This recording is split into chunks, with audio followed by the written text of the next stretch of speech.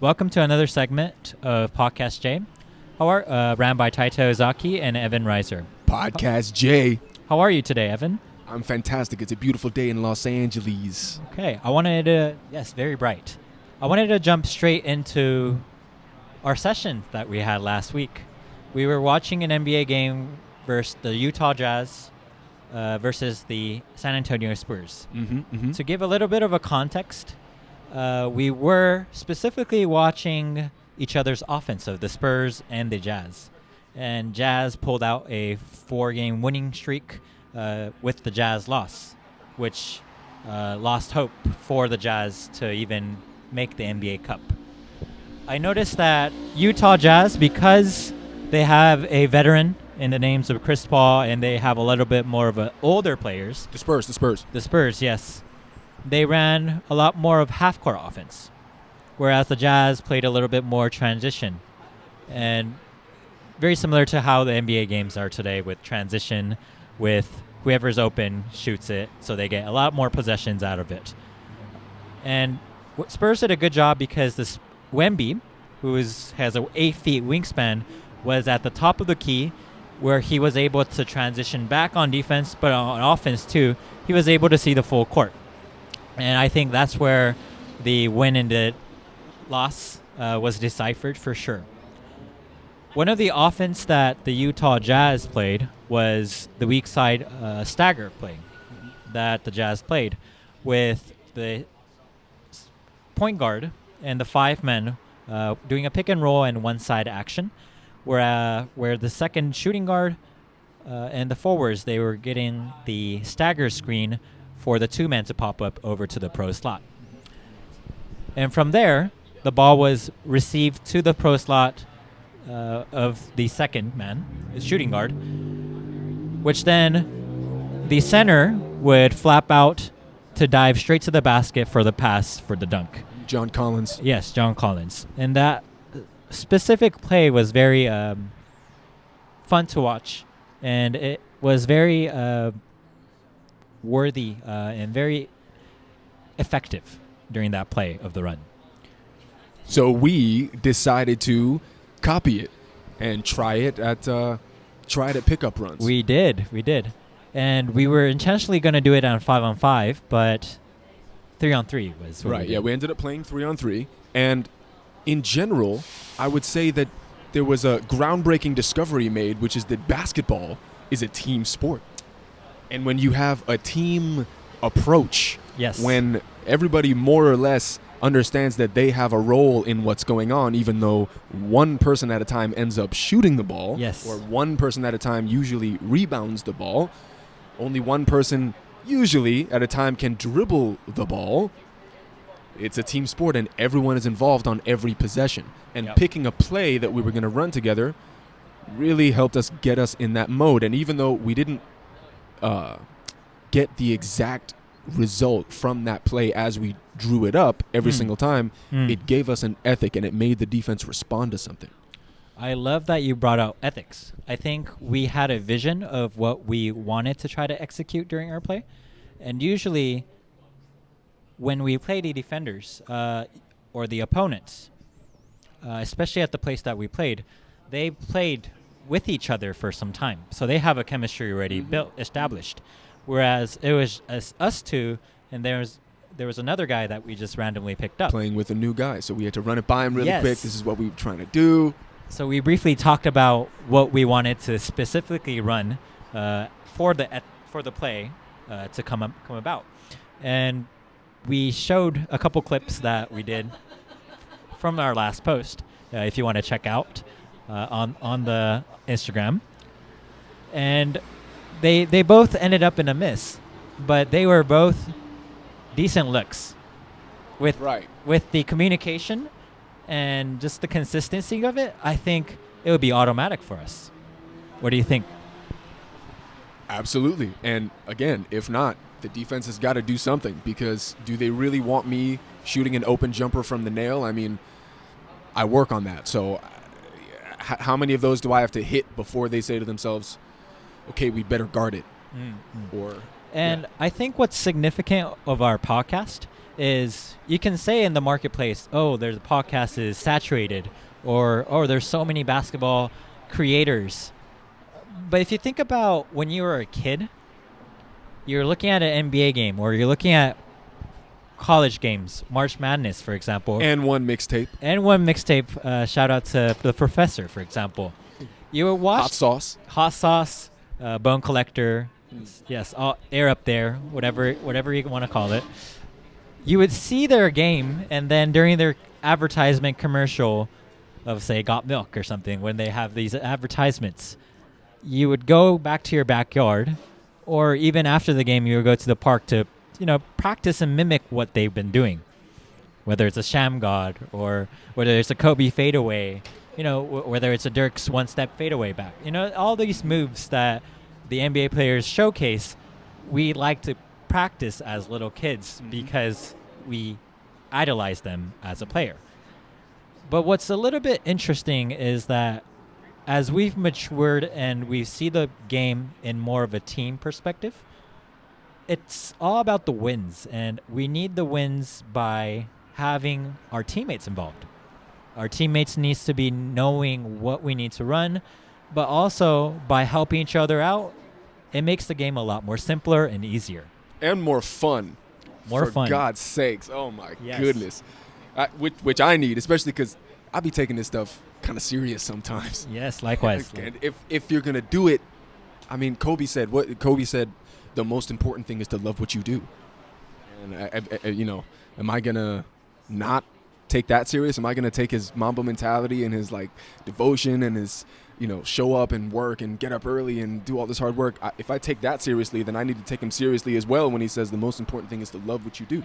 If you don't love the process, then why are you doing it? And if we're going to get together and play basketball, then it might as well be an enriching experience and an expansive experience for people. And it's a team sport. If you're going to be playing with people, I think we've all been through that situation where you're playing a game, you're playing a team sport, and the people on your own team, sure, it's a pickup situation. You might not know these people, but you're playing a sport. You want the people on your own team to feel like you're on the same team, even if it's a fleeting thing. Okay, it's only for half an hour, but we're on the same team here, so we should be working together. We should be working for one another's actions to make one another's actions more purposeful, easier, and have a higher success rate.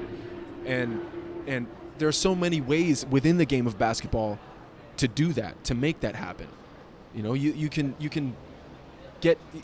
go with the ball and go to the court, go to the park, go to your driveway and dribble and shoot by yourself till the cows come home.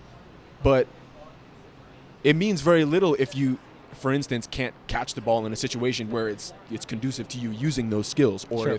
if your teammates are getting in your way, if you're getting in your own teammates' way, or if you're not making space for each other. Yeah, to branch off of what you said with purpose, I think moments like these are what makes it so significant, with to share that love, the passion of what you've dedicated with someone, and stacking up these good days so that it builds your basketball IQ, it builds the experience for you to just have it and enjoy the game. And I think we all play to enjoy the game. Why not make it so that we can share it instead of it just being a one-man game? It's a team sport, but at the end of the day, if you want to do an individual sport, you can do tennis. You could do martial arts, for example. Billiards. But billiards, yes. Yeah. But we're doing basketball, and we want to enjoy how the sport was established, and it's a team sport, so let's enjoy it with our teammates. I have a question for you. Do you think that the Spurs spam Wemby enough? Yes and no, because he is a rookie. They're obviously really aware of the minute restrictions as well, of not playing him too much, but playing him with good quality minutes. Like how Stephen Curry practices a 30-minute with sweats drenched, where it's a game-like situation where he's practicing 30 minutes. Instead of an hour and a half, he's able to just have that meaningful minute, and I think they're trying to pull that out from Wemby. Yeah, what I mean is, do you think they just be like, get him the ball enough. Do you think they do that enough? Compared to last season, I think so. Last season, there were instances where he would be wide open, but because everyone was so showcased on the San Antonio Spurs, because they got the first draft pick, they wanted to get their bag. So they wanted to pull and do the whole thing by themselves. There's an interesting thing. I think there's such an interesting thing in sports. Of course, I'm really seeing it in basketball because The ego, huh? I was going to say, to that point, the need for shine. Like, I got to get shine. I need the shine. And it kind of pivoting to another sort of big figure in the media right now, or I guess it's cooled off a little bit, but Bronny James.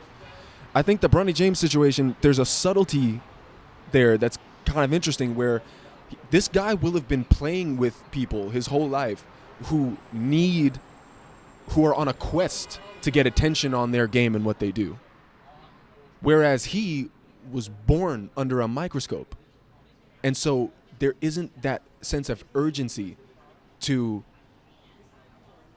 well, that sense of urgency might be there because when you play basketball, there has to be a sense of urgency to score, to win, to protect. Okay. What's your point with Bronny, though? My point is that the guys around him, if you look at the way he plays, I mean, people have criticized him for passing too much, not being aggressive, right?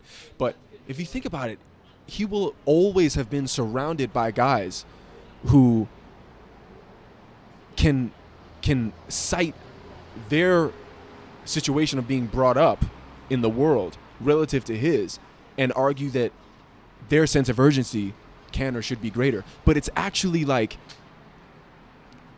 false, because if we're going to put the ball in anybody's hands, if we're going to let anybody suit up, if anybody's going to lace up shoes, put on a uniform, put on shorts, and step onto the basketball court, they should have the same sense of urgency as everybody else. And I would presume that if Bronny's going to go down this path, or if anybody's going to go down this path, like, sooner or later, you have to find that within. Otherwise, why are you going to continue? Or you're going to get eaten up. You're going to get swallowed up by everyone else who has this sense of urgency and who has this real hunger. So what's your point? I guess my point is just to raise it. I just think that's a subtlety that people might not consider. Raise the intensity, purposefulness of how the game should be played? I guess if there was any point or like message in what I said, like if I was speaking to him, or really it's about speaking to yourself, it's another instance of like really there are levels to blocking out the noise. There are levels to focusing on yourself and what you really have to do. And Yes. but it's about bringing the best to the table, because I'm sure if he actually, as privileged as he is, Yep. because it's so funny, this conversation about privilege. Like, he's privileged from a financial standpoint, he's privileged from a status standpoint, like Nepotism. and he's privileged within the game itself of like your father's the GOAT. Yep. So it's like you've been known, you've been like, people have incentive to want you on their team, to sign you because of what else can come because of who your father is, like also like your genetics, you have good genetics. But none of it actually really means anything.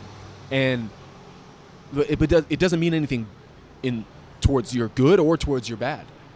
All that matters is how you show up and where your energy's actually at and what you can accomplish. I think as an athlete, say Shohei Ohtani, for example, he doesn't speak much English, but as a baseball player presence, people are in awe. Whether he talks or not, the way he is, outside of just being a baseball player or not, everyone looks up to him. There's not too much criticism of him being Shohei Ohtani. Given his situation, of having to win unanimous MVPs and to win the World Series in his first year as a Dodger. And everyone has these situations. Everyone has the opportunities as well. But But to go off of you as well, whether you show up, I think, is what makes it for him to continue as he's building his legacy, or he could stop there and have create his own path with that. We haven't seen him kind of get pissed off and be like, yo, I'm busting through this lane. I'm trying to dunk this ball. Like, I'm here. Y'all all got a lot to say about me. Like, you know who I am, but So do you want to see that from him? I would love to see that from him. I see. I would love to see that from him. Nice. Okay. Well, Bronny James, I think, got called up recently, but he's injured, so we'll wait and see until he recovers. But going back to the conversation of our weak side stagger, pick and roll action, I think we did a fairly good job for our first try. Why don't we look I would agree. Why don't we look out other NBA players or NBA teams for maybe different offenses? What do you think? The Nuggets are actually playing the Warriors tonight. Okay. If you would maybe want to check that game out and see what we can steal All right. from Coach Mike Malone or Steve Kerr. Steve Kerr. All right. Let's check that out. Sounds good. All right. We'll cut the segment now, and this is ran by Taito Ozaki and Evan Reiser for Podcast J. Signing off.